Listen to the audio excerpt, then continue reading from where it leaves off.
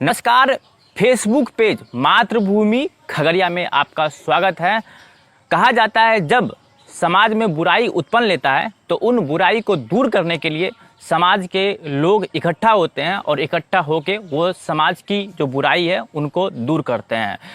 आपको स्पष्ट बता दें, आज मेरे साथ है वैश्य चेतना समिति के उपाध्यक्ष हैं, मेरे साथ बैठे हुए हैं और वो आज बात करेंगे वैश्य समाज के ऊपर। आखिरकार ये वैश्य समाज जो है, जो कि राजनीतिक में कहीं न कहीं भागीदारी नगण्य के मात्रा में है, उनको कहीं न कहीं राजनीतिक में भागीदारी दिलाना चाहते हैं और क्यों दिलाना चाहते हैं वो इस मुद्दे पर आज हमसे रूबरू होंगे और आप लोग को बताएंगे आखिरकार वैश्य समाज के लिए ये आवाज़ क्यों उठा रहे हैं। सबसे मातृभूमि खगड़िया में आपका स्वागत है संजीव भाई।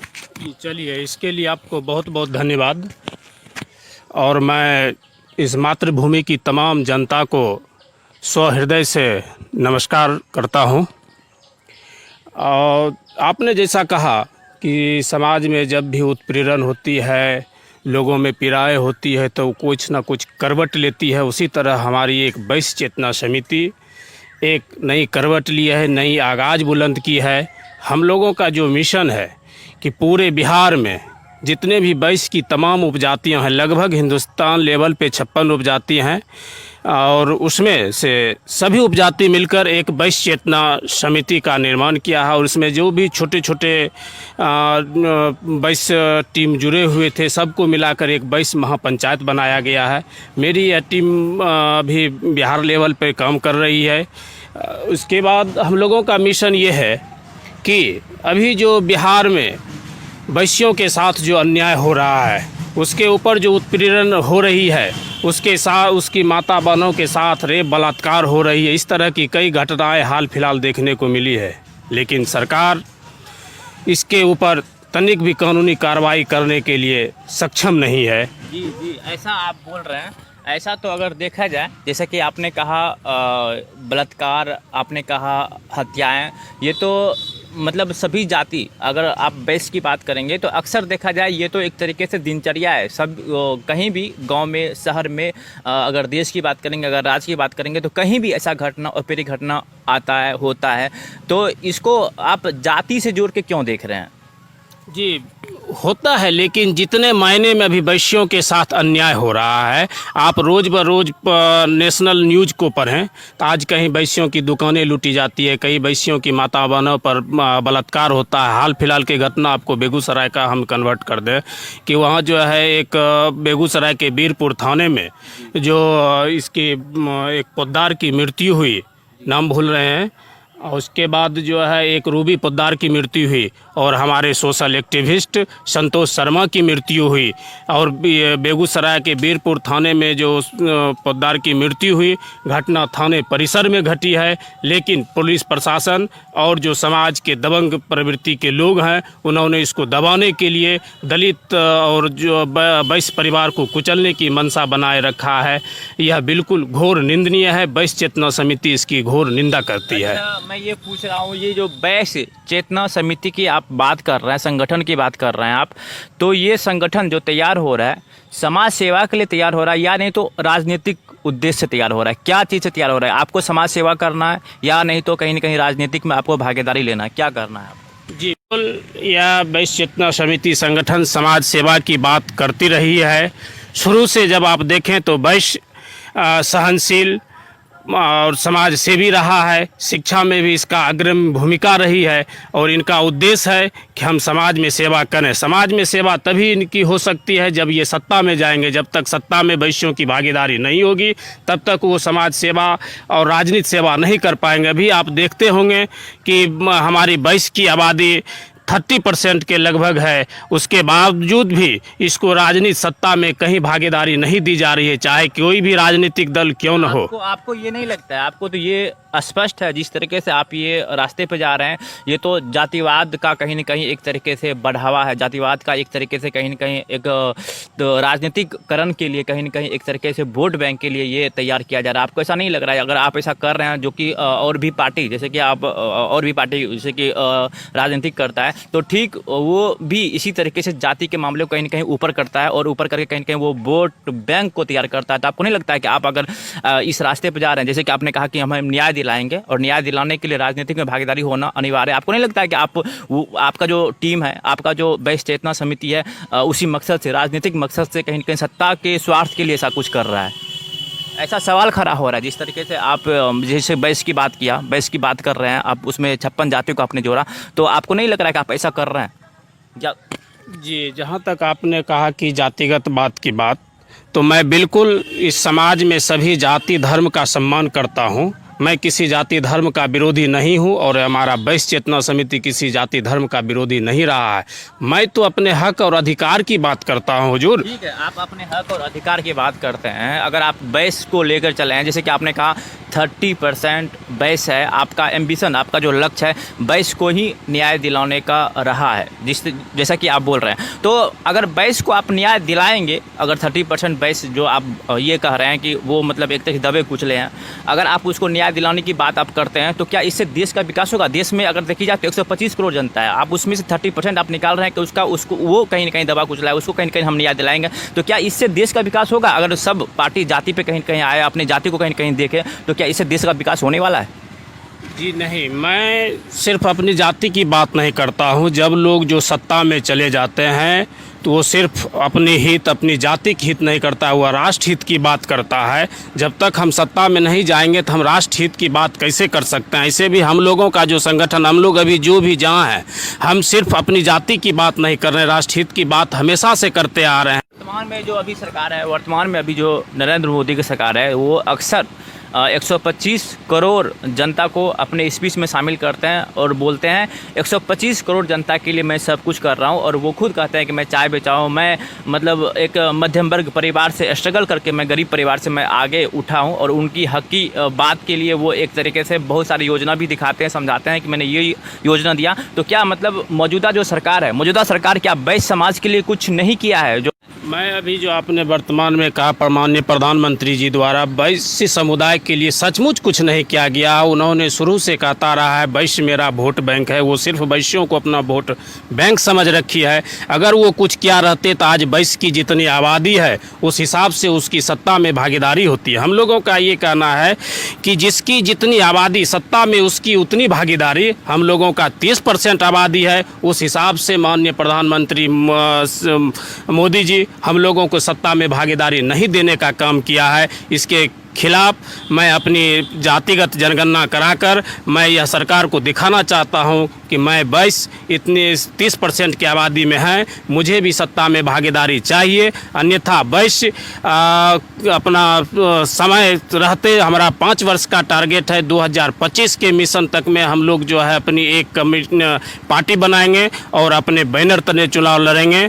यह मैं आज ऐलान करना चाहूँगा। और चूँकि हमारे बड़ी लीडर सब भी हैं, सारे लोग अपने अपने विचार मंथन कर रहे हैं, हम लोग किसी न किसी राजनीतिक निष्कर्ष पे निश्चित पहुंचेंगे। और एक दूसरी बात मैं आपको यह अवगत करा देना चाहता हूं, यह वैश्य समाज हमेशा यह मांग करती है कि सरकार शिक्षा को बढ़ावा दे रही है, शिक्षा की महत्ता को बढ़ावा देती है, तो क्यों नहीं सरकार विधायक के लिए BA पास और MP के लिए MA पास लागू कर दे। चूँकि पढ़े लिखे लोग अगर सत्ता में जाएंगे तो वो सचमुच देश का विकास करेंगे। जब एक चौकीदार की बहाली के लिए सरकार मैट्रिक पास खोलती है। ठीक है, आप वैश्य चेतना समिति के तहत से कहीं न कहीं वैश्य को अपने तरफ झुकने को मजबूर कर रहे हैं, झुकने को सलाह दे रहे हैं कि आप मेरे तरफ आइए और मेरा हाथ मजबूत करिए और मैं आपको न्याय दिलाऊंगा। तो क्या वैश्य समाज के लोग, जैसे कि आपने रैली की बात किया कि हमने कई रैली भी किया है, क्या वैश्य समाज के लोग आपको सपोर्ट करते दिख रहे हैं? क्या कर रहे हैं? क्या है आपका अनुमान? जी बिल्कुल, जब से मेरा यह वैश्य चेतना समिति की टीम चली और जनगणना हुई और प्रचार प्रसार, सबसे पहले सर मैं ये जानना चाहूँगा कि ये वैश्य जो चेतना समिति है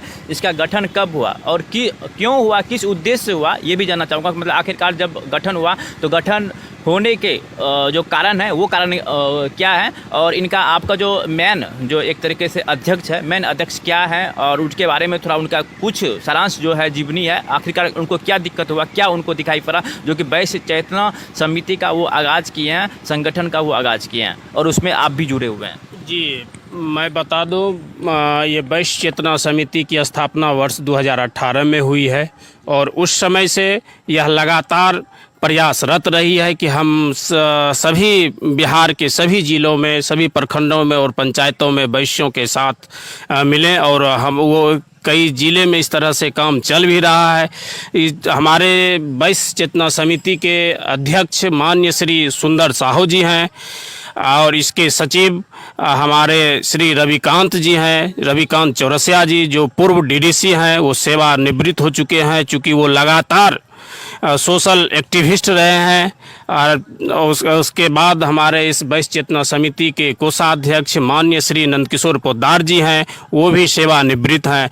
जितने भी वैश्य, इसके अलावे वैश्य समिति के लगभग उपजाति के लोग इसके सक्रिय मेंबर और संरक्षक सदस्य हैं। सारे के लोगों की मिलीभगत से, सारे लोगों की सहानुभूति से आज ये हमारी वैश्य चेतना समिति पूरे बिहार में अपनी आगाज को बुलंद कर रही है, अपनी टीम और कमेटी मजबूत कर रही है। ठीक है। सारे बातचीत से एक कंक्लूजन निकल रहा है, एक सवाल यहाँ पे पैदा हो रहा है जो कि मैं आपको बीच में पूछा भी था, आपने उसका सटीक तरीके से जवाब नहीं दिया।